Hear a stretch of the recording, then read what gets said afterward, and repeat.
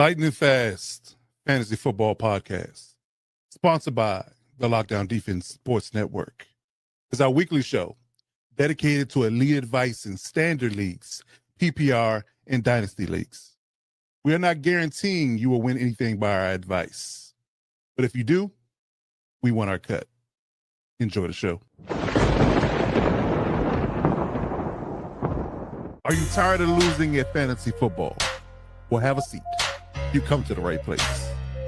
You're now tuned into the show where champions are made, where speed meets strategy, elite advice, rapid fire analysis, and winning lineups are provided. It all happens faster than Tyreek Hill's 40 time. So strap in. Let's dominate your draft, crush your matchups, and take a ride all the way to that fantasy goal right here on the Lightning Fast Fantasy Football Podcast. Let's go.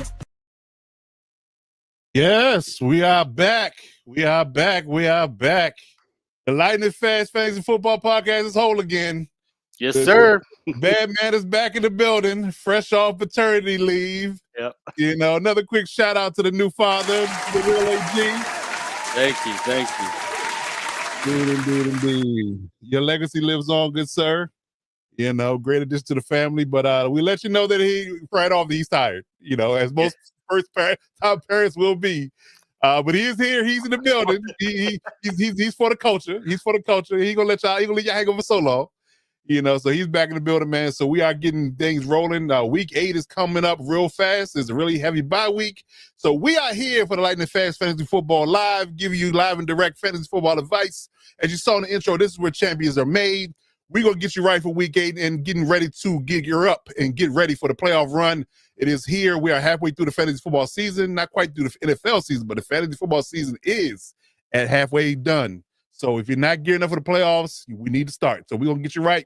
We're going to get you all the information that you need to get you going for week 8 and beyond. So the real AG, man, you know, let people know how you're feeling outside of exhaustion and what I guess you can say wise words you have for the fellas that missed you last week. Man, I'm just happy to be back. Nice little hiatus, enjoy some time with my son, you know, get a little acclimated in our home. Brought him into the world with a massive Chiefs win, so that was pretty sick. Right. Know, buddy got to be around them blowing, blowing the brakes off the Raiders. That was tight. Yeah, right. Fantasy wise, like I said, yeah, the exhaustion's creeped into the fantasy a little bit, but hey, we didn't have a terrible week for being in a hospital. Most of it strategizing my lineup, so I wasn't too right. upset. But waiting and tinkering. Yeah. I like it. At one point, dude, Kara, it was weird in the hot. It was, I guess, the second night after he was born, and she was like, "How are you still up?" And it was like 1:45, and I'm like, "I gotta do these claims." It's like.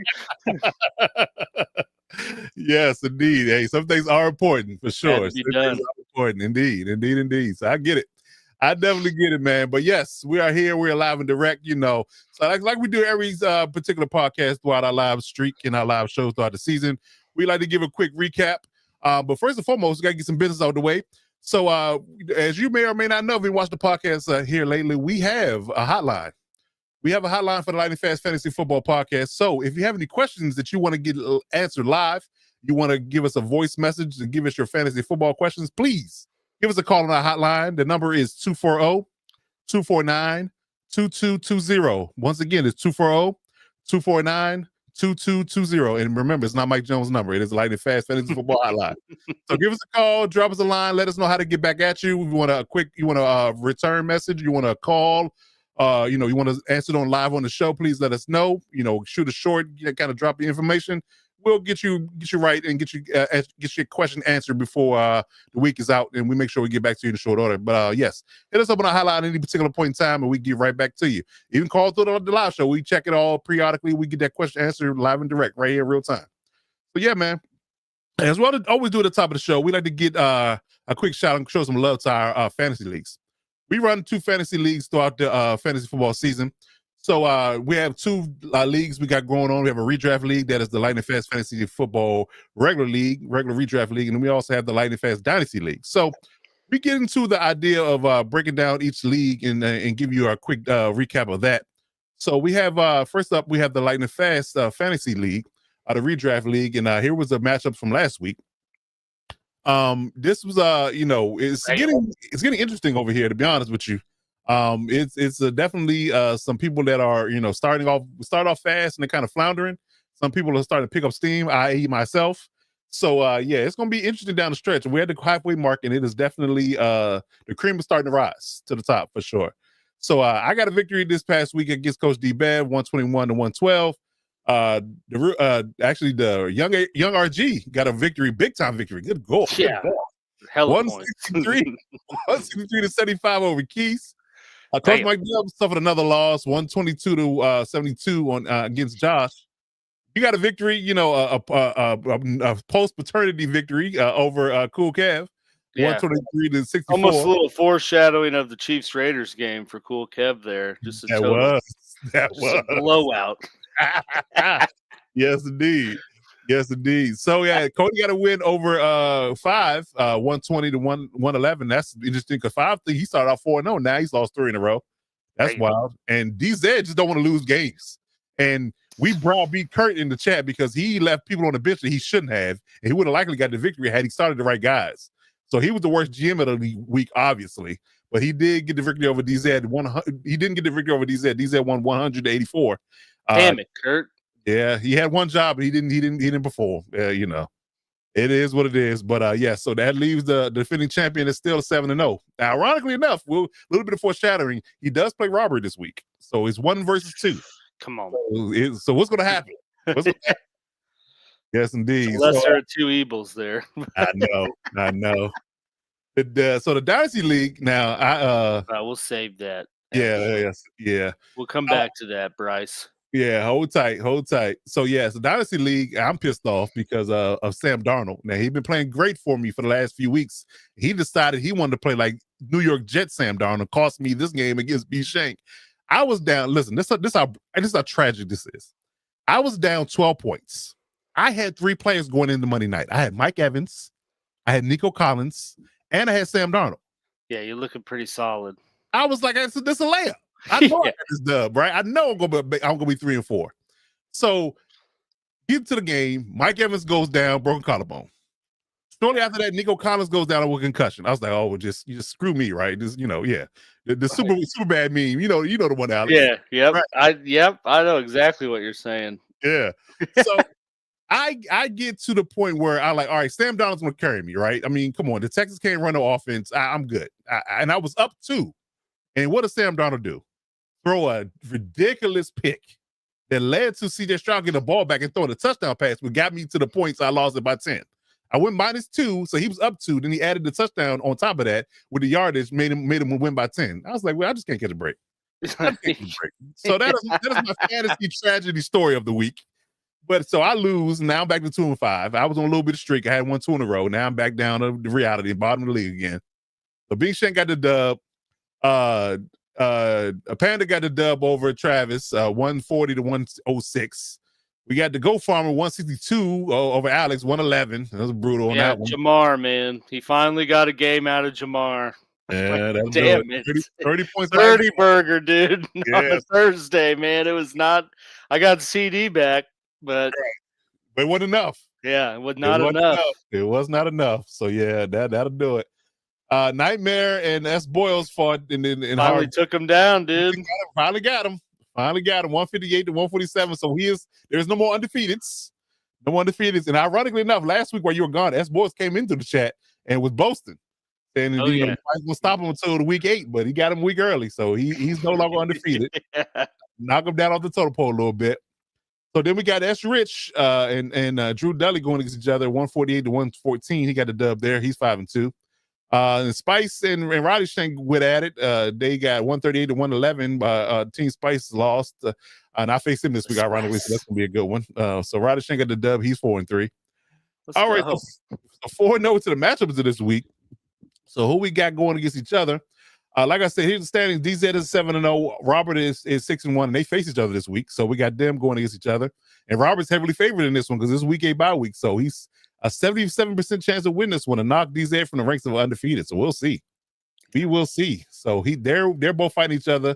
I'm 3 at 5-2, and I face Cody this week, who's 4. So 1, 2, 3, and 4 are all playing each other this week. So that's gonna be a good one. That's gonna be a good one. So 5 is 4-3. He has at number 5. 5's at 5, and he's at 4-3. You're at 6, so you're in the playoff hunt right now. You're right Yes, there. sir. You're right I just need to win, and I'm right in the cream of the crop at the top with that 1 through 4 matchup. So Indeed, indeed. It is definitely for that picking right now. Cool Cavs right behind you at 3 and 4, who you just beat. Keith's at 2 and 5, Mike Dubs at 2 and 5, Josh is at 2 and 5, the Curtis at 2 and 5, and Bev is at 1 and 6. He's having a rough one over there. But to finish up the matchups, Bev plays Josh. That's gonna be an interesting one. You play Keith, and Cool Cat plays 5, and Coach Mike Dub plays Kurt. So that'll be interesting. The battle of the cellar on that one woman. yeah, That's crazy. But yeah, it's gonna be interesting matchups there. So the dynasty leagues, we got S Boyle's still at the top 6-1, but he's only one game ahead now of S Rich.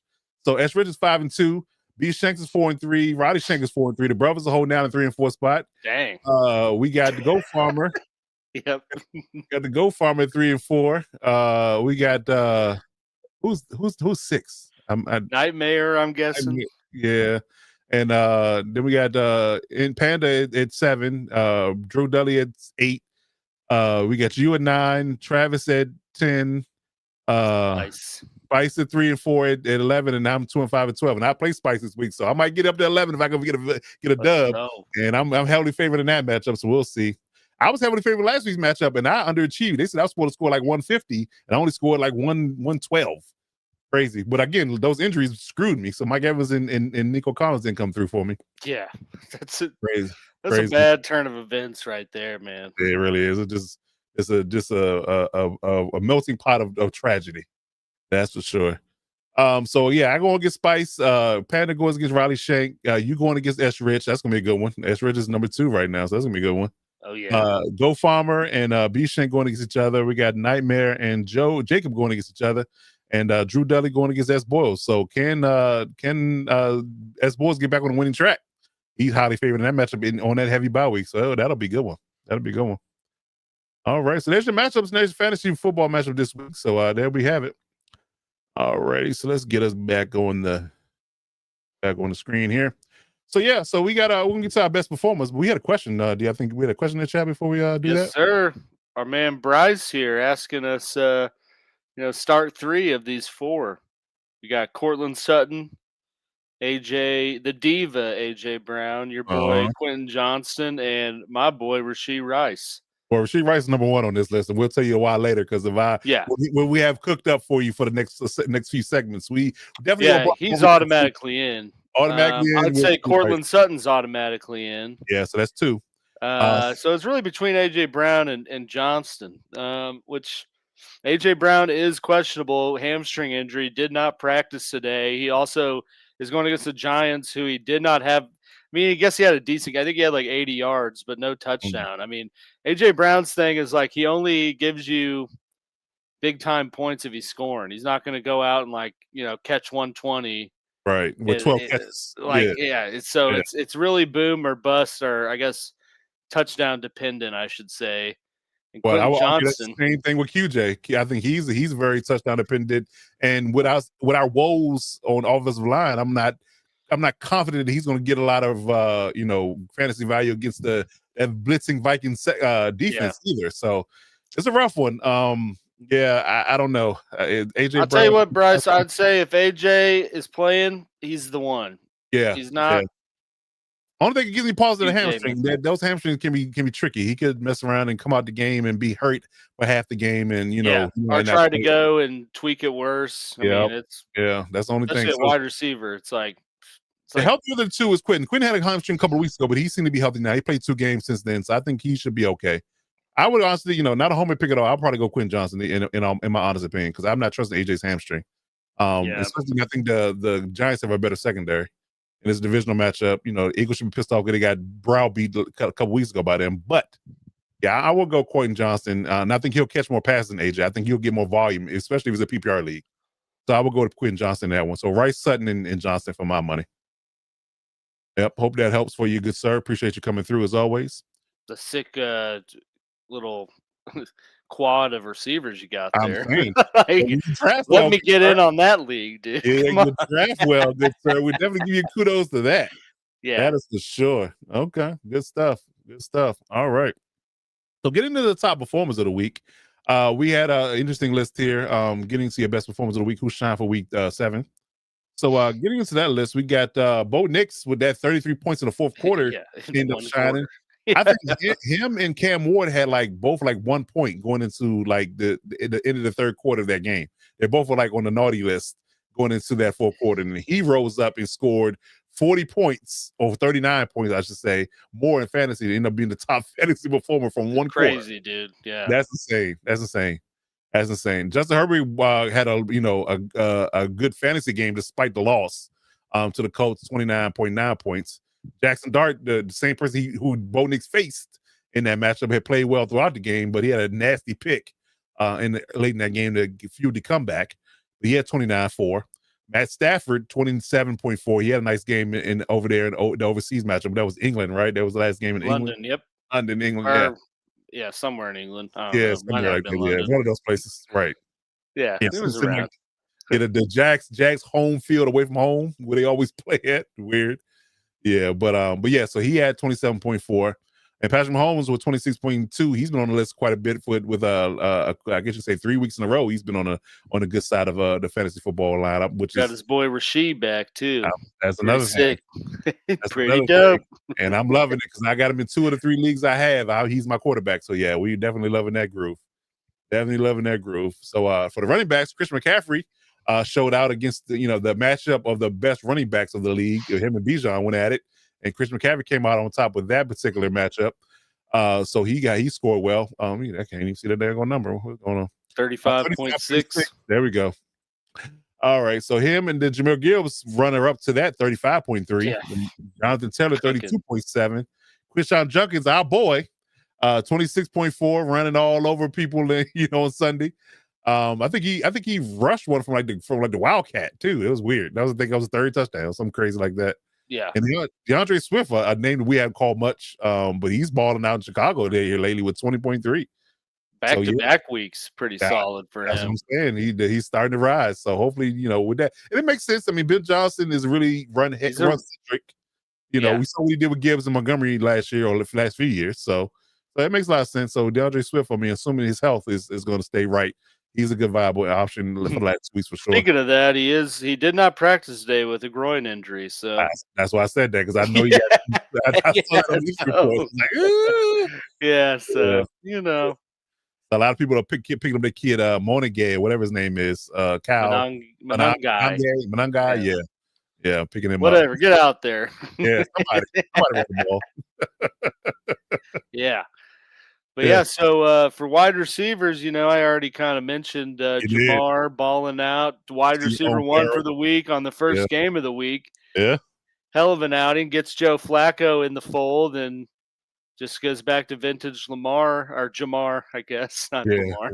But that's the exhaustion there. I will charge that to parenthood. Yeah. But 30.1 for him. Devontae Smith with 28.8. And A.J. Brown, both the Philly guys. Crazy little turn of events for the Eagles.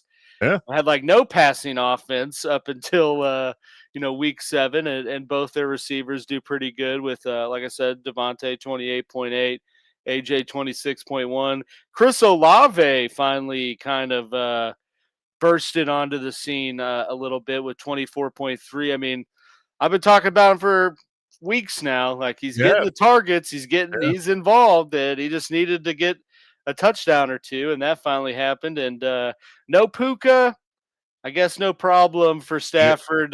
Just decided to throw it to Tay instead, and he got 24 points across the pond in Wembley, which I did confirm backstage. Yeah, it was in London. But and then tight ends, we definitely had a more boomer tight end week in week 7 than we did in the past few.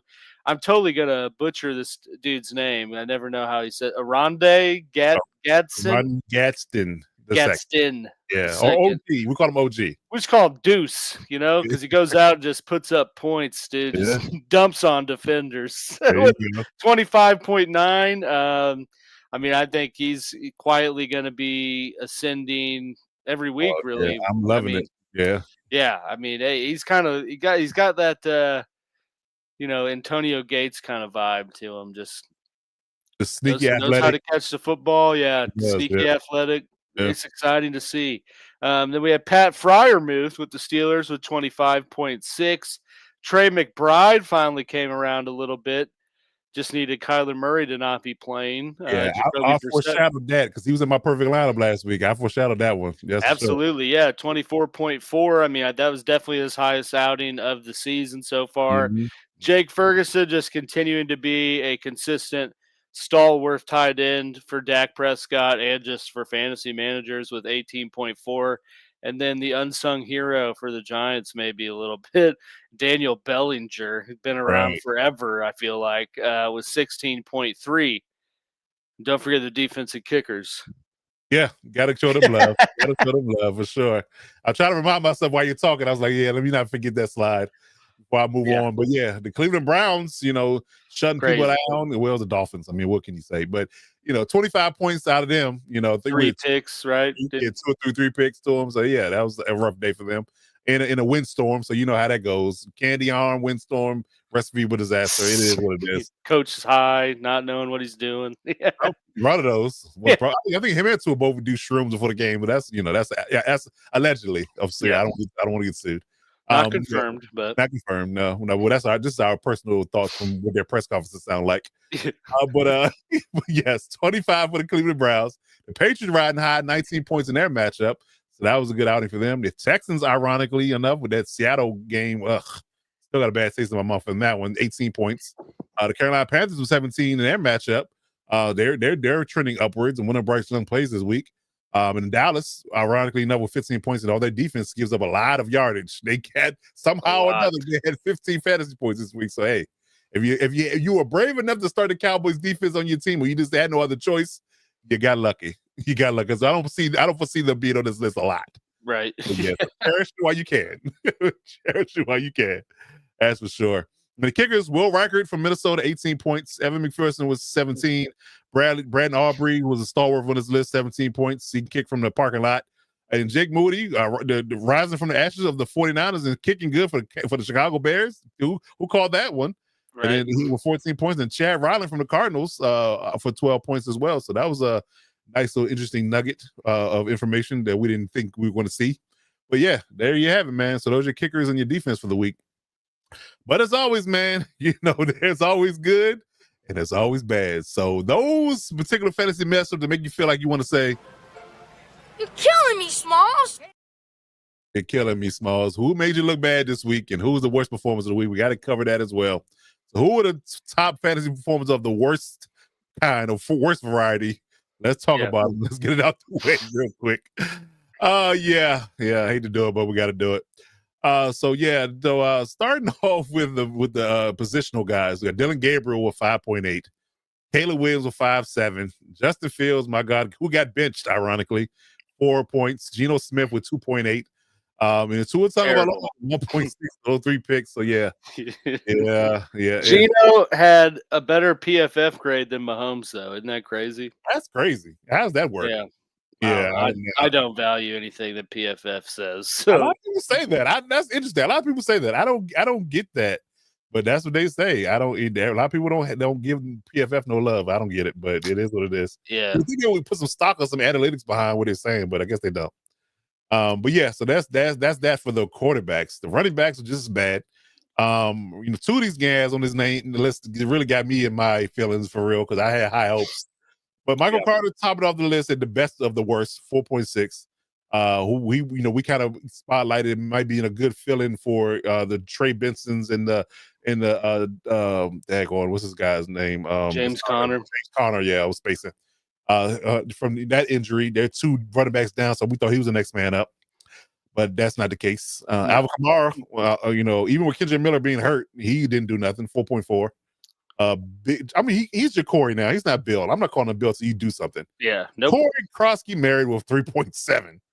And Nick Chubb with 1.6. How do you the lead dog in the running back room in Texans and still can't run the ball at all? Yeah, 1 point. Yeah. 1 point. And then even worse than that, Travion Henderson, who we both were high on, they just don't want to give him the ball at all. They keep giving him to fumbling Ramondre, and they don't want to give Travion the ball. Even when he touches it, it's electric, and he still don't give him the ball. I don't get it. Just McDaniels, man. I don't know. It has to be. It has to be. He just don't have no love for running back. He loves tight ends and wide receivers. I don't know. Yeah. I can't call it. I can't call it, but that's what it is.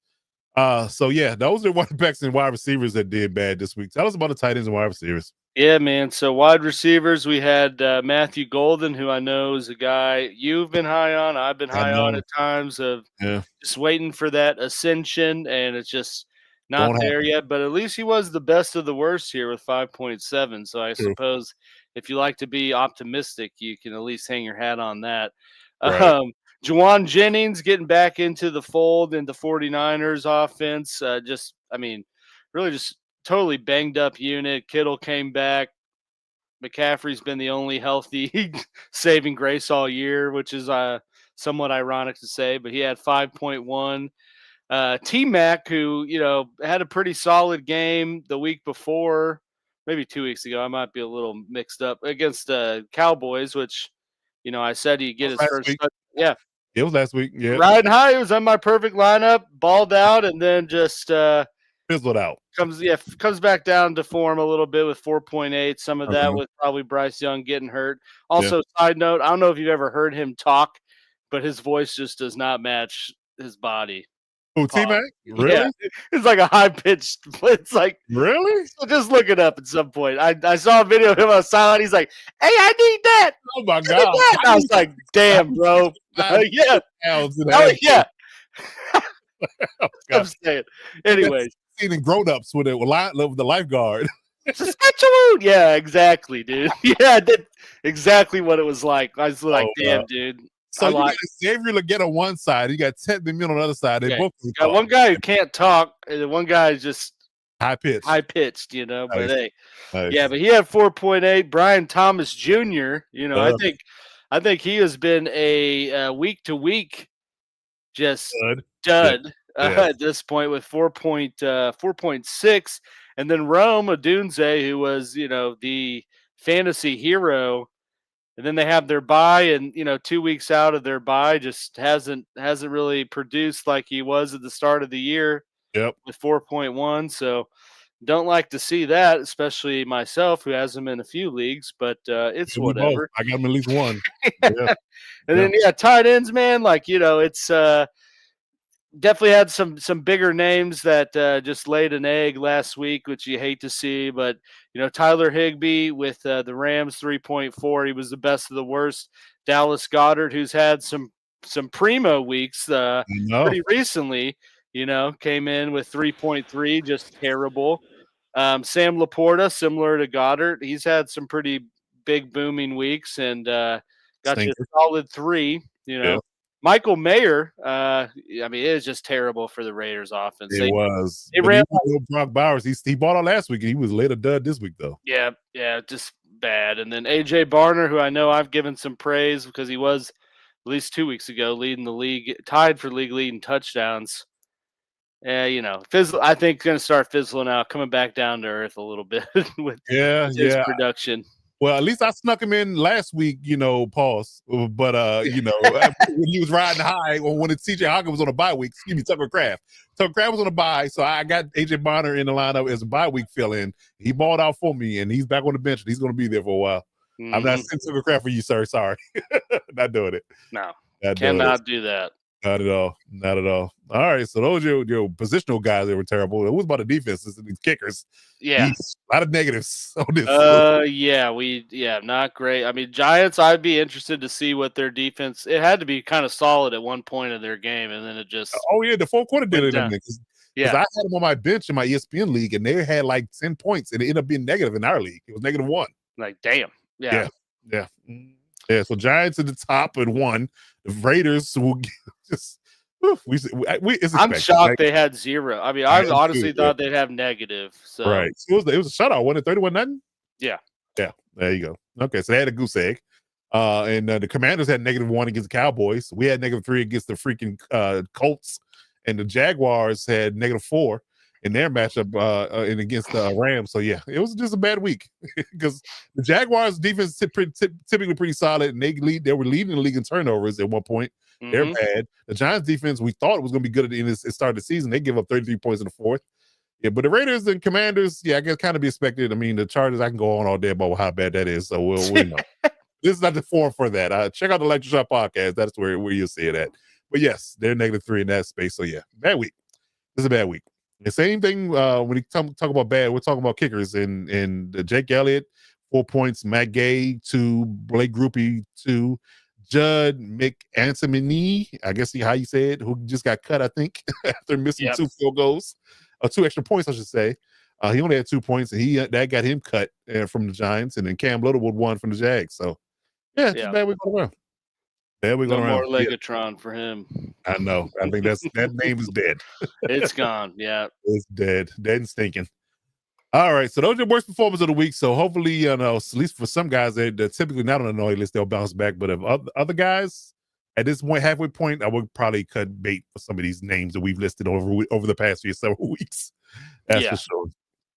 All right, so getting into the bye weeks real quick. Now, we'll emphasize this week 8, because we've kind of been gearing up and leading up to this week for the last several shows, talking about how crucial this bye week is, because it is the most impactful, right? It's the most impactful bye week that we have. We have 6 teams on bye weeks this week, so that's the most it's going to be for the whole entire season. So this is the longest run of bye weeks we're going to have. So the Cardinals, the Lions, the Jags, the Raiders, the Rams, and the Seahawks are all on byes. So anybody in your lineup that's in any of those teams, your Kyler Murray's, your Michael Carter, who's on the naughty list, Mark Harrison, whoever, Trey McBride, they're all on byes. The Lions, Jared Goff, Jahmyr Gibbs, Amaron, St. Brown, Laporta, they're gone. Trevor Lawrence, Brian Thomas, Hunter Long, Travis Etienne, gone. I'm only going to list Ashton Genty on the Raiders because he's probably the only person on your fantasy team outside of Bowers who's hurt. They're on bye. Devontae Adams, no Puka, no Matt Stafford, no Trey McBride. Not Trey McBride, but what's the boy's name from the Rams? Tyler Higbee. He's gone. In Seattle, Sam Darnold, Jackson Smith-Njigba, who's killing the league right now from a receiver perspective. He's balling. He's out. No Noah Fant, no AJ Barner. So look at other ways and other pathways coming this week. So we'll see how things check out. But got a question. Christian Torres back in the building. So hello guys. I can have a second opinion. I am 3 or 4, and I just traded Bijan in London for Achane, Jalen Warren, Ladd, and Wandell. How are we feeling? It's a good one. It's not awful. I mean, it gives a little shock value because it is Bijan Robinson and London, both who I think are pretty high on for playoffs. But I mean, you turn 2 into 4 pretty solid contributors. So I mean, if you were going for a little more evenness across your scoring, your lineup, I think you definitely got that. And Wandell's been kind of solid. So I mean, honestly, I think it's a pretty solid trade all around. It's not like I don't think you got hosed or anything. I think it's pretty even. Yeah, and the Falcons are really up and down. I would argue you got probably a little bit up and down, but if you got 4 players for those 2, then I mean that probably fills out your roster more so. Be interested to know who your quarterback and your tight end were. I still have Kyron, Chase Brown, and T. Higgins. So so holistically you have Kyron Williams, Chase Brown, Achane, and Jalen Warren. I'm not mad at that. No, I'm not mad at that. That's pretty good. It's pretty solid. Dak and McBride. Okay. Good. There we go. Okay, Christian, you were cooking, son. Yeah, you did good.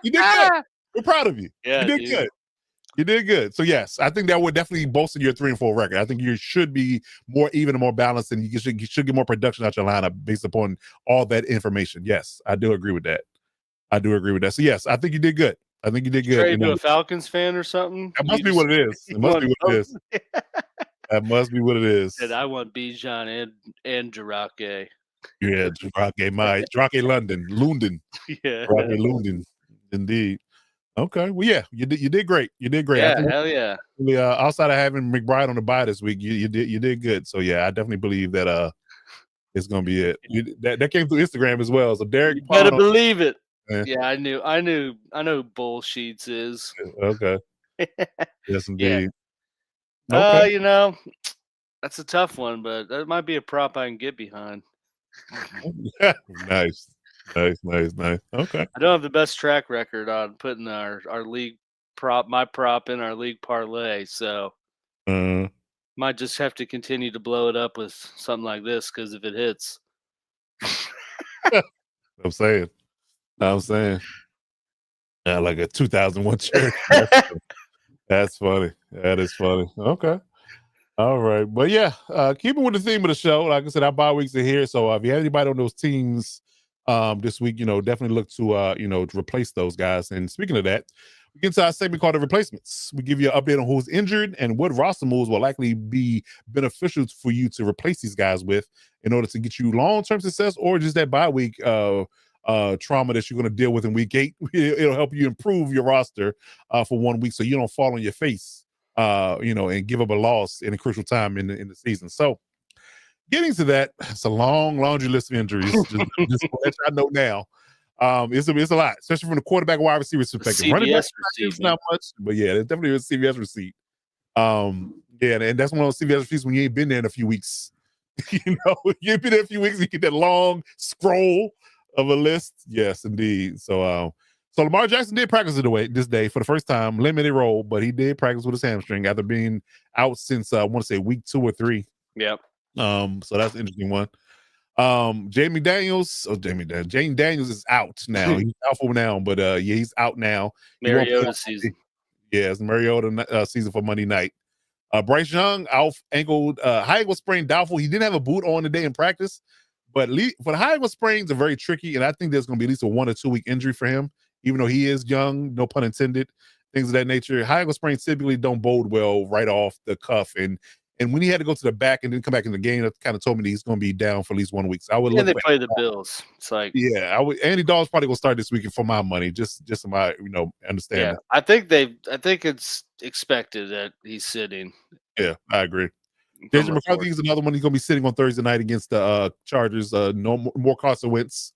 So more life for Carson Wentz. So he's going to play against the Chargers this week. Michael Penix, he was limited in practice today. He had dealing with an ankle as well. So he's questionable in that matchup. Brock Purdy's doubtful, likely out. I think Mac Jones already listed him as being the starter. Kyler Murray, I believe they're on a bye, but he's still dealing with a foot, so we got to kind of monitor that.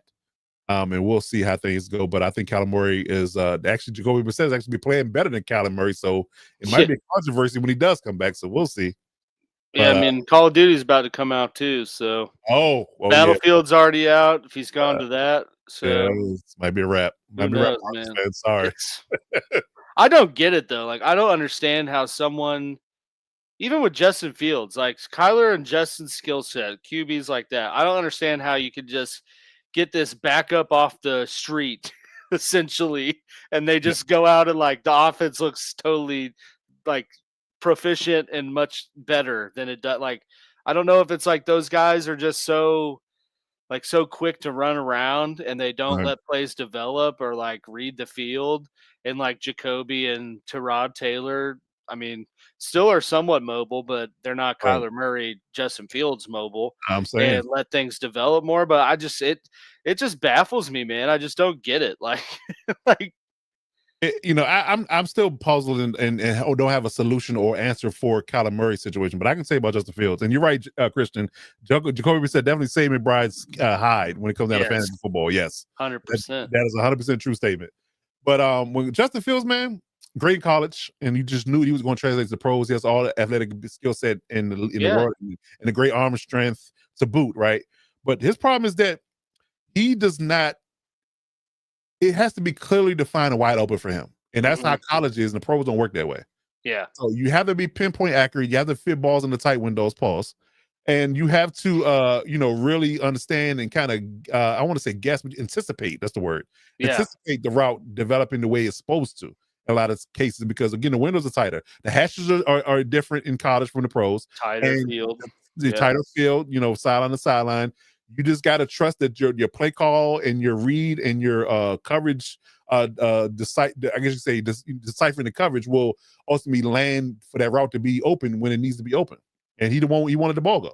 That's the problem. And it was clear and obvious in that Broncos game when he got sacked 9 times that he just wouldn't let the ball go. You could see reads down the field that were going to be open. If he'd let the ball go and on a timing perspective, it would have been open. He won't let it go. He won't let the ball go. So that's his problem. So, and that's always gonna be a problem. And he's what, 6 years now?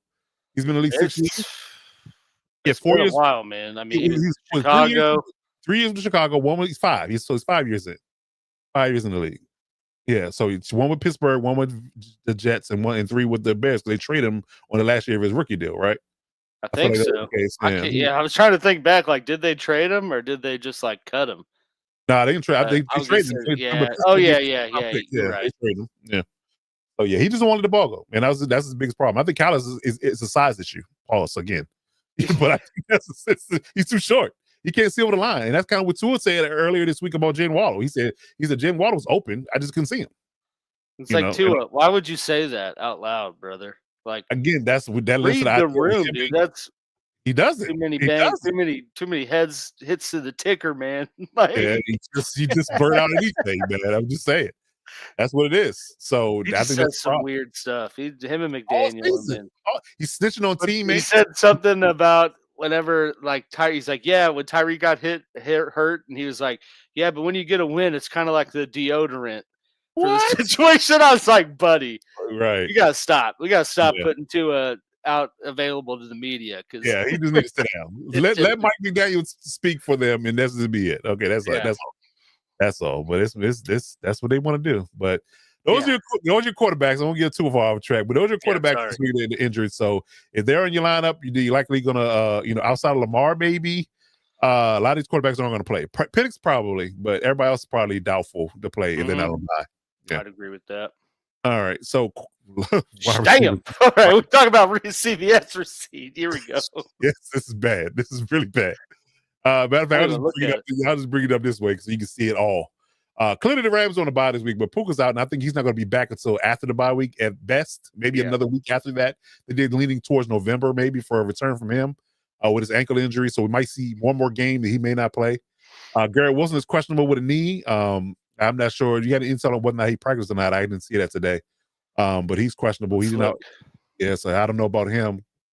But and it's let me break this news too. Tyrod Taylor was supposed to start for Justin Fields this week, but he's questionable now with me. So who knows who's going to play quarterback for that? So even if Garrett Wilson plays, we don't know what the quarterback's going to be. So that's skittish. Garrett Wilson did not practice today. There you go. So yeah, I'd likely believe there's likely sign that he's probably not going to play this week. So still recovering from a mildly serious knee injury. What does that mean? Yeah, that doesn't sound good. I can tell you that. No, it does not. Does not at all. But yes, Garrett Wilson is hurt, so I would lean to the idea he's not going to play either. Debo Samuels and Terry McLaurin are both out, foot and quad questionable. With them not having Jaden Daniels, I don't know. I don't know. I don't know. They even picked up Treylon Burke off waivers. Picked him up off the street. Treylon Burks. Yeah. So that tells you what's going on. Replacement for AJ, dude. You're right. That tells you what's going on in Washington. They got Treylon Burks in their receiving room. Debo did practice today. I can't add that to the fold, but I think with Scary T, I don't know what the hell is wrong with him. I don't either. But he said Monday, man. They keep Dan Quinn every week's like, he's looking good. I think we're gonna get him back, and then it's like, oh, he's out. Nope. All right. Saturday, no. It's like, bro, just put him on the. You should have just put him on the IR. He's been out long enough to be on IR this week. Yeah. So I don't get it. But yeah, so they're both questionable. But I would argue that Debo may play, Terry likely not, even on a Monday night. So Mike Evans, we all know broke his collarbone, so he's out. He's on IR now. Ironically, put him on IR today. Nico Collins likely out with a concussion. I always say when people go to the back with a concussion and evaluate in the back, it's going to be like a little 1 or 2 week process for them to come back. Especially on Monday. Yeah, I would lean to the idea that he's not going to play, but anything can happen. Brian Thomas, shoulder, he's questionable as well. Even he was questionable without the injury, but whatever. So he's on the list. Jacoby Myers, knee and toe, he's been out. They're on a bye, so monitor that from when he come back off the bye. And he Josh was a trade. Downs, yeah, and he's a trade candidate. Yeah, you're right. So that's another thing. Josh Downs, concussion, he's questionable to come back from the Colts from that.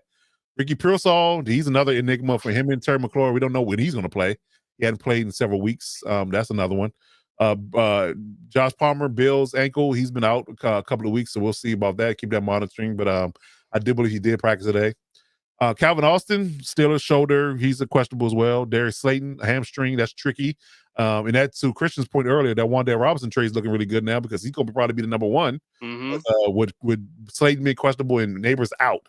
So yeah, that's Slayton was limited today. Yes, So. practice but limited. Yes, indeed. So Dontavian Wicks, so the Packers calf, that's a tricky one too. That's always you always want to be cautious with that because that could get ugly if you play on that too quickly. So I'm on to that. So hopefully that makes for Matthew Golden get more targets for those Matthew Golden owners like me. Fingers crossed, man. Yeah. So Christian Kirk, hamstring, another tricky one with the Texans. He hadn't played yet. Chris Godwin still out with a fibula injury. I think Todd Bowles ruled him out today.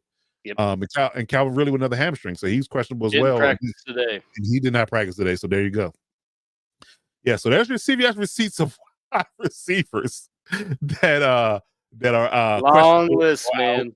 Yeah. So, and if you have any of these wide receivers, we'll try to get you right who to replace them with. But yeah, that's a long list. This is totally unrelated. Well, kind of related, but not related to any sort of analytics here. It's just funny because I saw someone tweet about Ricky Pearsall, and it was like, "Is it time to admit that Ricky Pearsall is injury prone?" And then it was like, "Last year, out 8 weeks, gunshot." It's like I was like, "Damn, bro, you can't hold an armed robbery against him." Like, come on, right? It's like this person was literally trying to argue, like, "Oh, he's injury prone, we need to get rid of him because he was shot." What? Like, damn. Come on, dude. Cut the guy some slack, man. Jesus, man. Whew. That's brutal. But no, I don't think he's injury prone. I just think he had a string of bad luck. That's all. Yeah, 49ers, man, they're just always bad luck. Water in California, man. I'm starting to be that West Coast is just something in the water. Warm weather, brittle bones, something is bad. I don't know. I don't know. It loosens the tissue. Pause. It might be. That's good one. Good catch. It felt like I needed to pause that one. Yeah, I agree. I agree. Right. So running backs and tight ends is a much shorter list. I promise. We'll get through that pretty quick. Bucky Irvin still out, doubtful for the Buccaneers. I think Todd Bowles ruled him out as well. Yep. KJ Miller knee, he's done. He's on the IR. So it's the Alvin Kamara show, and I believe it's the Devin Neal show now. Neal. So he's the backup to Alvin Kamara. So take that with a grain of salt. Tight ends, Dalton Kincaid with an oblique injury was weird. He got right before their game last week. He got hurt on a Thursday and didn't play. They had a bye week, so hopefully he'll be back. But oblique injuries are tricky; they could linger. Limited today, so right. So we'll see if he plays. But yeah, it's a 50-50 chance there. David Njoku's still dealing with a knee, and it's been a Harold Fanning show over there in Cleveland anyway. So he's questionable. Brock Bowers, like I said, they're on the bye, but he's out right now with a knee. And I don't think they're going to rush him back with Michael Mayer being there. And Darren Waller, Torres Peck, he's out. I want to IR. say he's out IR for return today. Though, right? Yeah, put him on IR today, though. But it's for return, right? Yeah, I believe so. Okay, that's what I thought. Yeah, he's not out completely, but he's on IR. So that's something to monitor. And Cole Kmet popped up on the injury report with a questionable back injury. So there's your tight ends. Okay, so there you got the long list of people that hurt. So hopefully we can get you some brighter news and talk about guys you think you could replace them with. Now we put Tyrod Taylor on this list because we've thought he was the heir apparent to the Jets throne, but he got hurt today in practice. So that's an interesting one. I think we can maybe replace him, with another quarterback. But yeah, he was number one on the list until today. I don't know. Yeah, so maybe Andy Dalton. I don't know. I was just going to say that Andy Dalton might be a filler for that spot. Him or Michael Pitt is assuming he's healthy. Yeah, but, Andy Dalton at least does have the Bills defense who can't stop anyone. So yeah, so there you go. Okay. So we got Tyrod Taylor, questionable. Joe Flacco seems to be heating up over there. He took a Geritol and ginseng, so he seems to be doing pretty well in Cincinnati right now with those receivers. Aaron Rodgers playing pretty decent football over there, and he has a revenge game against the Packers this week, so he should be primed and ready. Running backs, we talk about them earlier. Kyle, how you say it again, Alex? Please. Manungai. Manungai. There you go. I only know because I Googled pronunciation. That's smart man. Like several times. Smart man. I like that. So Manungai is a pickup for the Bears. Bam Knight for the Cardinals, and of course they're on the bye week, but that's a future pickup. Yeah. And Brian Robinson, because enough. Mike Dub said this last night on the show on the Lockdown Blitz. He said, the inevitable CMC injury could rear its ugly head. So I had to put Brian Thomas Jr. on the list in preface to if CMC goes down for any stretch. Yeah. Yeah. I mean, you got to handcuff him. You do. You got to. Yeah. So there's your handcuff right there. All right, Alex. Bring us home with these wide receivers and the tight ends. Yeah. I would also note one more running back, Brashard Smith with the Chiefs. I think could be one. He's getting more and more involved every week. I'm not just being a homer by listening to him. I've praised what he brings to the offense, and they're giving him more and more every week. He had a pretty solid week last week. I think he continues to ascend just because he brings that pass catching ability that really Pacheco, our Kareem Hunt can't provide. So. Yeah, Foster Moreau. Put him at running back. We got Kamara out. Put him back there. But yeah, so wide receivers, we got Kayshawn Booty. He had a hell of a week. I think 1 and 2, and then just kind of fell off. And he's picking steam back up again with really Jarake Maye is picking up steam. Then the rest of the team is outside of Trevion Henderson, but we won't pour salt on the wound with that one. Darnell Mooney, he was out for a few weeks with, I think, a hamstring. Yeah. And he's come back in and, hell of a, like 20% target share, always involved. He not very touchdown friendly, but he's going to get you a bunch of catches and maybe higher end of the yardage. And then with Mike Evans going down, I think Tez Johnson is going to be in the offense for the foreseeable future. And he's really piggybacking, I think, off of the attention that Ebigboo's getting. Ebigboo. I have to. I say it every time now. You do. Gronk, but Ibuka, Ibuka's getting all the attention, and Tez Johnson, that little frame's just sneaking around the defense, pausing needle there. But but I think those are solid replacements for the laundry list of receivers we just walked you through. And then with tight ends, we got Aronde Gadsden. There you go. Yep, there we go. Definitely tied in one with the Chargers, unless they are just smoking whatever Mike McDaniel is and want to keep putting Will Dissly out there, but I don't know why they would. We see how bad that turns out. So I think they should have faith enough in the OG by now. Right? He should be the guy. Yes. We should, yes. And then Jonnu Smith, he continues to, even with Fryer move, getting his every once in a while. Jonnu Smith's a pretty quality staple, involvement in the Steelers offense. And Juwan Johnson's kind of picking up steam again after – the return of Taysom Hill somewhat diminished that. But he's still pretty involved in that Saints offense for sure. I like it. Okay. Well, there you have it.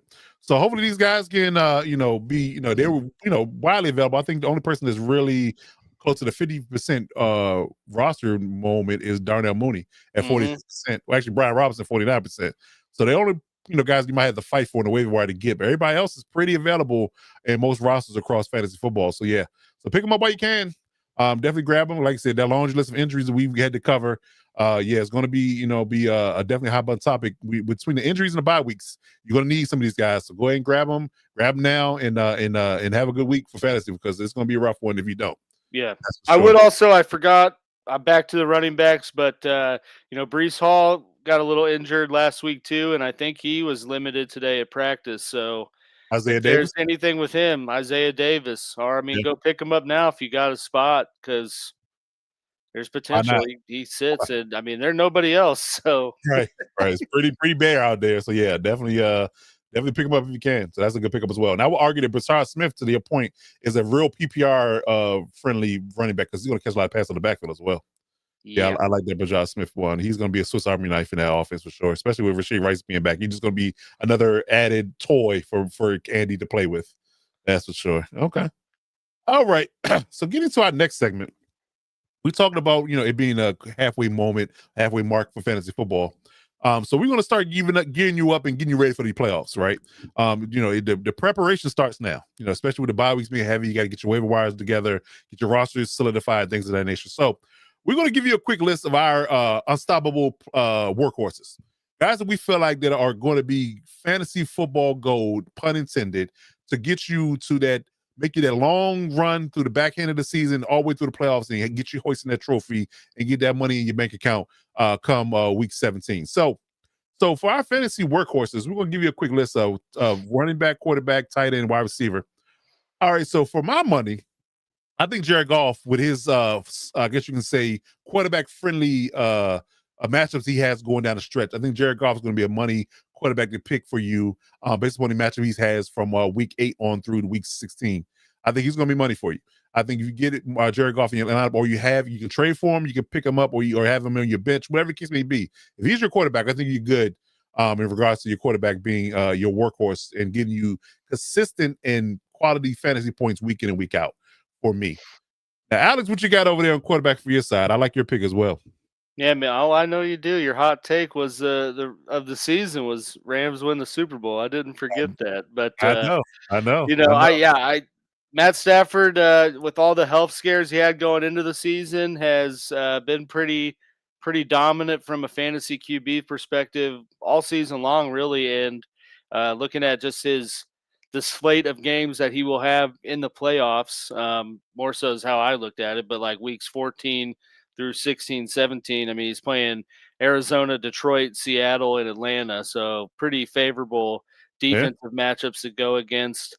Assuming he has a fully healthy offense, I think he could do some damage for you. Agreed. Okay. All right, running backs to me, I think Josh Jacobs. I think that offense runs through Josh Jacobs in Green Bay. I really do. I guess you can say indicative of how he ran last week, even with an injury. I think that he definitely is going to be the workhorse in the bell cow for the Packers and for fantasy football owners going forward.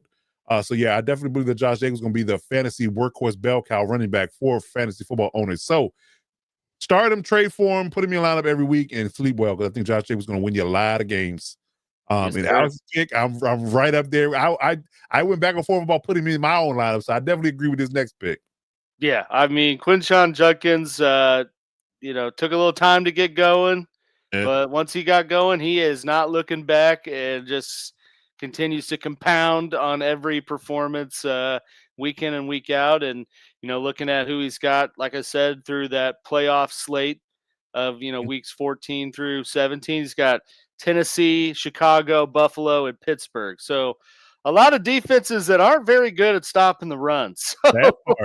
That part. Yes, indeed. I like it for sure. We've been hiring Quinshon Judkins all season, all preseason, draft, preseason, regular season. We were like, we were just like, why is he not signed? Once he got cleared his court stuff, why is he not signed? They finally signed him. The moment he got in the lineup, it's my spot and my spot only. Y'all can forget the rest, and I'm going to be the guy. Sorry, Dylan Sampson. Sorry. Sorry, Jerome Ford, whoever you are. Owners too as well. Yeah, that's not a good idea. So yeah, Quinshon Judkins is the man for sure. And his Ohio State buddy, who I've been pounding the table for since he got draft eligible, was Mecca Ibuka. Mecca Ibuka, especially with Mike Evans being hurt and Chris Godwin has been a question mark all season. I believe that Mecca Ibuka is going to be fantasy football gold, has been for you, and will be all season long for you. So I definitely believe, assuming he's healthy, Mecca Ibuka is going to be a starter, and he's going to rival a lot of I guess you can say the Justin Jefferson, Jamar Chases of the world about putting up numbers every week. And for me, in our redraft league, guess who got both? Chase and Ibuka. This guy. You're feeling good. You're feeling good. I am. So yes, that is my wide receiver for the workhorses of 2025. Absolutely. I had Judkins in every one of my leagues and bailed on him too early. You dirty rat. You dirty rat, these ads. You ain't been listening to your boy. I told you about Judkins in pre-draft. I told you he's gonna be a dog. I told you. Yeah. I was in the same boat in some. Well, I had him in Dynasty. I wasn't going to get rid of him there, but a couple redrafts, I was just like, no, hold, hold. Right. Indeed. I Man, I actually feel picked your him up. pain. I picked him up in our dynasty league, and that was before the court case thing came out. So I was like, okay. And then it was like, is he going to play? Is he going to? You know, we didn't know, but thank God he kept him, and thank God he signed, and thank God he's playing. That's all I can say. Hey, in my league, I'm in with old bullsheets here. You know, my first round picks were Ibuka and Judkins, and both Oh, are nice, looking pretty nice. solid. Oh yeah, that's for sure. DZ, oh my God, what are we doing out here? Why don't you make Brother, these mistakes in our league? That's what we brother, need. yeah, you're undefeated in this league. You ain't making moves like that over here. Right. Come on, what do you got? You got these test leagues out here just to see what happens, and Beta testing. yeah. He's beta testing everything else. Oh Beta man. testing. But yeah, Yes. my wide receiver, workhorse wide receiver, I got Jarake London. London. Yes. You know, with the Falcons again, I think he's clear wide receiver one for Penix. It's kind of up and down on if Penix performs, but looking at who they're playing, they Wow. got Seattle. That was a little close. Yeah, it was. Penix It performed. felt dirty saying it out loud, but Okay. you That's know. so you know. Just so Yeah, you know. yeah. Hey, pause, If delayed needed. pause there, but if Yeah. needed for anyone out Yes. there. But yeah, looking at who they play in that playoff slate, they got Seattle, Tampa Bay, Arizona, and the Rams. So I I like it. think so I think those are looking to be shootout type games for the Falcons, and they're hoping to be competitive. So I'm big on Drake London to be kind of that workhorse for you in the playoff I won't pull up a schedule. comment, but bullsheets, I'm going to say that he's a junior. That's all I'm saying. He's not the first. Yeah. He's a junior. He's not I the think first. it's Scottish. It's got to be. Okay, that's fine. That's fair enough. Scottish, skittish, Scottish or skittish. Yeah, one of Yeah, those. one of them. One of them. Okay, good stuff. All right, for tight ends, that's a hell of a segue. For tight ends, as we talking about. Yeah. Yes, Jake Ferguson is my tight end workhorse for Dallas. I think Dallas offense is cooking. Again, gotta give credit where credit's due. I did browbeat my Brian Schottenheimer, whether or not he was going to be a good head coach. He's not only a good head coach, he's going to call him good plays. I think the offense is humming. The defense can't stop anybody. So there's going to be a lot of shootouts, going to be a lot of passing through, in those games. And I think that Jake Ferguson is going to get a lot of targets, a lot of love. So I'm going with Jake Ferguson as my tight end workhorse for the rest of the season. Yeah. I like Jake Ferguson, but I wanted that to be mine. Couldn't put him on there twice. Indeed. So I like you with Judkins. It's kind Right. of I'm high on him as well. But Mhm. yeah, mine is Dalton Kincaid. He's tight end 6 right now, so he's been pretty solid so far this year. For as elite as Josh Allen is, they don't have any sort of receiver, really outside of Shakir, and that's not even on a week-to-week basis that goes out and performs. Kincaid's kind of that guy. So, I looking at their playoff schedule again, like I said, they play Bengals, Patriots, Browns, and Eagles. So a little Yeah, bit tougher, but I mean, he's kind of the go-to guy for Josh Allen in the passing attack. So I like Kincaid for the rest of the season as well. I like it. I like it. Great pickup. Again, get over that oblique injury. Get out there and ball. I'm with it. I'm with it. Man, Panda, Yeah. first of all, I love the avatar. But Yeah, that's a good one. That is a good one. That's a good one. you, Randy. Would you guys consider dropping either Trey Tucker or Troy Franklin to grab Tez? I would say Troy Franklin if I had I would to say do it. Franklin too, because Yeah, I think Trey Tucker. I mean, he's still involved for what yes, it's worth, yeah. and if they trade Jacoby Myers, He's really good. His I target's mean, gonna go up. Yeah, who the hell else they gonna have? right. Exactly. Jake Beach. Exactly. He Right. may be saying who? Yeah. Right.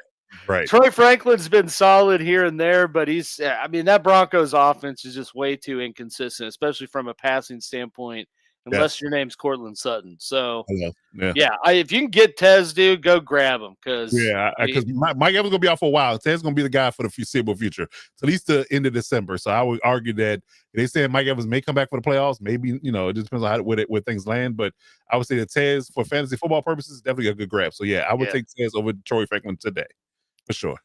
But definitely keep Trey Tucker because his targets and his volume is going to be a lot going into the back end of the season. So yeah, I would definitely do that for sure. All right, so moving on to our next segment, let's talk about games of the week real quick. So interesting matchups here. Again, we got a lot of teams on bye weeks this week. But real quick, Alex, what outside of Kansas City, because I think Kansas City, whoever got any Chiefs, start them. Because I think it's gonna be a lot of points given up by the Commanders this week with a backup quarterback and that Chiefs defense getting after Mariota. I think there's gonna be a lot of points scored in that game, bar none. But outside of that, what games do you have your eye on that's gonna be fast to go for you? Yeah. The Chiefs one for sure. But even though I did just kind of low key dump on their offense a little bit, I do think the Cowboys Broncos one's going to be a good game. Because for the Broncos defense being as hyped as it was, they're still pretty vulnerable. I mean, even the Giants put up 30 points on them. So Dak's been playing just out of his mind, right? I mean, so far, like turnover free football. Yep. Knock on wood for you, Dak supporters and owners out there. But got CD back, has Pickens, has Ferguson. Their defense can't stop anyone, so it's always a track meet. And I could see both offenses doing pretty well in that game. I think that is a fantasy gold game for Week 8. I like it. Okay. I'm looking at the ironically enough, I'm looking at the Bengals having a track meet type of outing at home against the Jets because the quarterback situation is very shaky. The defense had been playing up the park because they've been on the field a lot. They're getting banged up. Sauce Gardner got that big payday. He hadn't been the same. I think the Bengals have another good outing at home against the Jets. I think because they're going to get more opportunities, to get more possessions because their offense can't move the ball. So I would argue that the Cincinnati Bengals and their offense, Flacco, Noah Fant, of course, Chase and Higgins, I think they'll have a good day. If you have any of those guys in their lineup, I would definitely look to start them this week, and they should have a good week for sure. I definitely like that. I don't know why I feel this way, but I also feel that the Bills-Panthers game is going to be more of a shootout-y type game than it looks on paper, especially with Andy Dalton, because it's like always the wild card when they get someone, and he's a totally different QB than Bryce Young. Yep. Mm-hmm. He's a veteran, so I mean, he's going to know how to read a field, let plays develop, probably better than Bryce Young does. Good point. And the Bills Panthers have a pretty solid running back core right now with Dowdle and Hubbard coming back, and Bills can't stop the run at all. So I think that's going to be a shootout game. Yeah. And even the Falcons game, I think they're going against that Falcons going against that defense at home on the turf in Atlanta. I think Bijan has a great game. Jarake London has a great game. Kyle Pitts potentially, Penix plays. I think he's a good quarterback to start this week. It's just a dumpster fire in Miami, man. They can't do anything right. So I definitely think all Falcons are on the board this week as well if you have any Falcons. So I definitely like that matchup as well. Which one you staying away from? I'm staying away from that Texas 49ers game. Yeah. I'm not sure what's going to, because that Texas defense is really stout. I just think that I think they're going to have a rough time with, getting Christian McCaffrey free. Their receivers are banged up. It's a lot to undertake, and I don't think it's gonna be a lot of fantasy points given up in that game at all. All right, okay, so just drop Franklin boys. Dallas matchup looks great, but Tez is talented. Yes, it is. Yes, he is. So I definitely would think, even long term, I think you're good. I think for the next few weeks, you're gonna be a good. And honestly, you got Godwin, so if he comes back and Tez falls off, I bet Troy Franklin will still be out there. So, you're right. That's a great point. Nobody's gone. Nobody's fawning. Yeah, nobody's fawning over Troy Franklin. You're right. I agree with that for sure. Indeed. Okay. Any other games you got on your docket before we move on? I think one I don't feel good about is and maybe this is for some of my own teams, but this Patriots Browns game, I don't know how I feel about that because the Browns defense is tough. It's really tough, man. Yes. And they just had you saw them in our top performers outing last week. It could be a tough day for Jarake Maye, but I got to ride with them, pause if needed. A lot of pauses this show. We're back in action. I'm saying. I'm just spewing stuff out, but that could be a tough matchup, either way. It could. I low-key think it might be a high-scoring game for the Green Bay Packers and the Steelers game. Yeah, the revenge game, dude. Yeah, it might be. It just might be. Indeed. Okay. All right, so those are your fantasy goal matches for this week. And speaking of goal, let's talk about the perfect lineup. As we do every week ceremoniously, as we end our show, we give you our predictions of what the perfect lineup will be. Has a little bit of best ball or in fantasy football implications added to it. We tell you exactly who we feel like is going to be fantasy gold at each position. Give you a full fantasy football lineup and tell you exactly who we believe is going to be money and guaranteed to start and play well for you in week 8. So getting to that, for me, I think Jalen Hurts wakes up. He woke up last week. I think he really wakes up this week because they got the Giants again, and they were really pissed off how they got embarrassed on Thursday Night Football a couple of weeks ago. So I think Jalen Hurts comes out, balls out, tush pushes, passes the football, does whatever he got to do, whatever he needs to do to get a lot of fantasy points going against the Giants on this particular Sunday matchup. So I like Jalen Hurts in this matchup against the Giants for sure. I think he's gonna have a great day. I like what I talked about a little bit earlier about the Dolphins game. Bijan Robinson should go off against the Dolphins. He should have a great game. That Dolphins defense or anybody in particular in Miami jersey can't do nothing right, including the coach. So I believe that Bijan goes off, catching and running the football. He should have anywhere between 20 to 30 points if I had my analyst hat on and do those numbers right. So I like that. We talk about the Jets, Brees Hall, assuming he plays, I think he should have a decent outing against the Bengals as well. We talk about Rashee Rice against the Commanders. I think he's going to be fantasy goal for you this week, so he should be a must start for the Commanders game. Mekabuka, again, like I talked about earlier in the Workhorse segment, he should have a good game against the Saints. He's the number 1 receiver now. I like Tucker Kraft against the Steelers. The Steelers give up a lot of yards to tight ends. I don't know if people really pay attention to that. They give up a lot of yards to tight ends. I think Tucker Kraft has a field day against the Steelers in Pittsburgh. Devon Achane, who we talked about earlier, I think was with Christian. We talked about Devon Achane and going against the Falcons. I think he has a good day. Parker Romo kicking against the Dolphins, again, Atlanta. I think he has a good outing as a kicker. And the Colts defense is the Titans. Titans, another dumpster fire that's waiting to happen. So, and I think Cap Jack referenced the idea that he said last night that you gotta step up your game to be a dumpster fire. So that's what Tennessee looks like. So we can take that in part and say the Colts will have a good day against the Titans against their offense for sure. So I'm riding with the Colts for my perfect lineup. So those are my thoughts. I'm gonna give you Alex's thoughts, which has some similar sentiments to mine, but it's a good lineup as well. Yeah, a little bit. I got some spicy ones out there, but I got to ride. It's a good week to ride with my home team. So Yes, Patrick Mahomes, I think, continues to build off what he's been doing these past few weeks against a banged up Jaden Daniels less Commanders team. Yes. So I got him as my perfect QB. I got Jonathan Taylor against the Titans, like day. you said. He is gonna cook against the Titans defense. And what is that dumpster fire in Nashville? Right. This one might be the spicy one. I wanted to put DeAndre Swift, then I saw the groin thing, so I would just put a caveat. If it's Swift, I'm gonna put Swift in there. But Manungai, he had 13 carries, 81 yards, and a touchdown with Swift. I mean, Ben Johnson, we know, likes to run the ball. Oh yeah. I think even if Swift plays, both those guys are going to have solid games against the Ravens defense that is just, I think, the worst in the league against the run. Can't stop anything. Yes, another team. Ben Johnson's already. I mean, he's already cooked up a game plan that heavily involves running the ball. So, Manungai, I like, especially from the perspective that Swift might not be playing because of groin injury for running backs.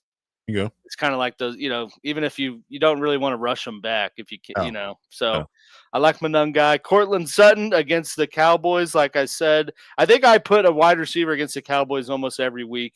You might. And almost every week it works out because they are averaging astronomical numbers giving up in the passing game. And it's crazy because they got good corners, but it's also Eberflus defense though. That's another thing. Exactly. It's like that might be the one bad thing Schottenheimer did was bring Eberflus in to run the defense. That he did.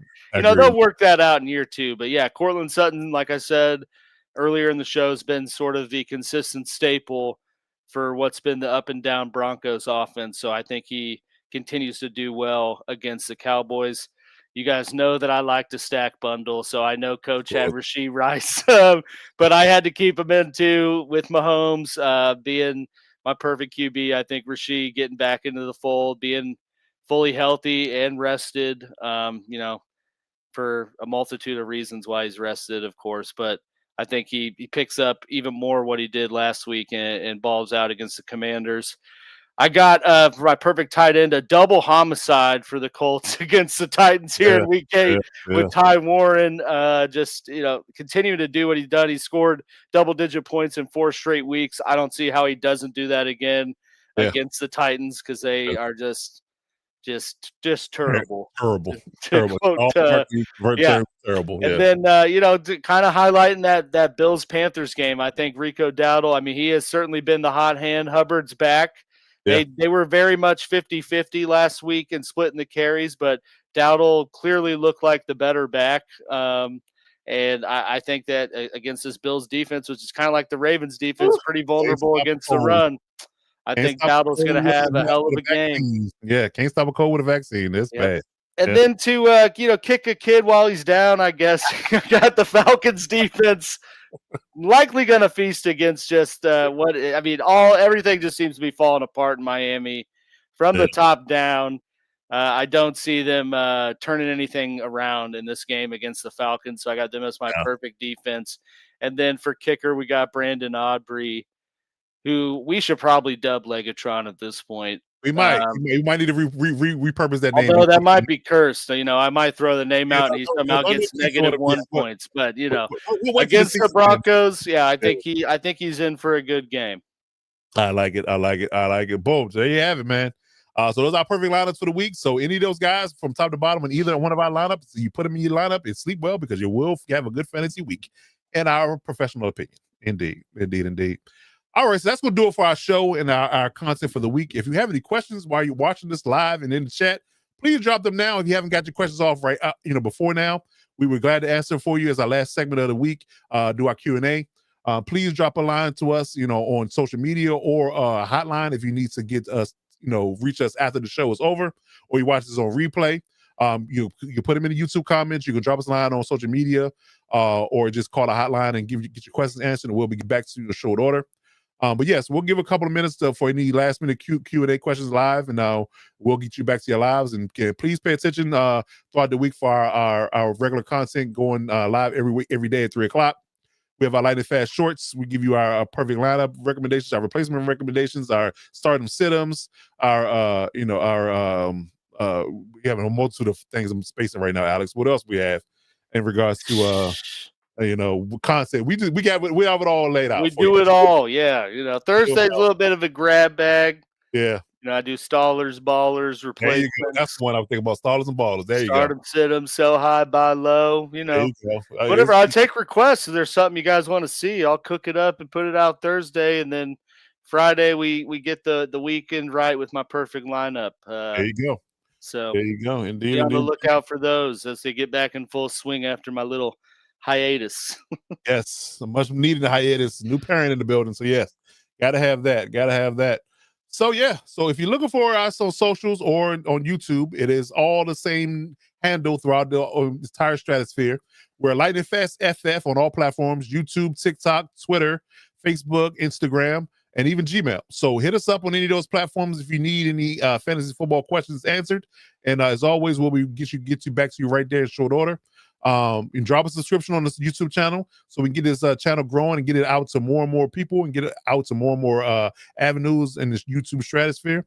We appreciate that. It's all free to do. Appreciate that if you can do that as well. Watch us on replay, give us your comments as well. But yeah, man. So if there are no more questions, man, we're gonna get out of here and give you back to your fantasy lives. But like I said, if you drop us a line after the show, we'll get back to you. And if you have any other questions, our content will drop each and every day. We did have one. It's not, who scores for National Tight End Day. Well, Tyler Warren. Yeah. Tyler Warren. Yep. Could be more than once against the Titans. Could be more than once. That's a good one. That is a good one. Ferguson or Tucker Kraft. Yeah, Tucker Kraft. I think Travis gets one. Just for, because again, they're going against Commanders, so it's gonna be a bloodbath. But yes. Yeah, I definitely think Travis might get one as well. George Kittle might be in there too. Could be. Mm-hmm. It could be. He's back and healthy finally. So yeah. So there it is. All right, man. So that's gonna do it for us, man. So we'll get you back to your fantasy football live. Check out our content each and every day on the channel at 3 p.m. We drop shorts and our live shows every Wednesday night at 9 p.m. throughout the NFL season. So we'll be back right at you and get you right for your fantasy weeks, week to week, and we hope to see you there. But in the meantime, in between time, that is the real AG Alex Givens. I am Coach Defense. Until next week, we'll see you when we see you. Step up and lock it down.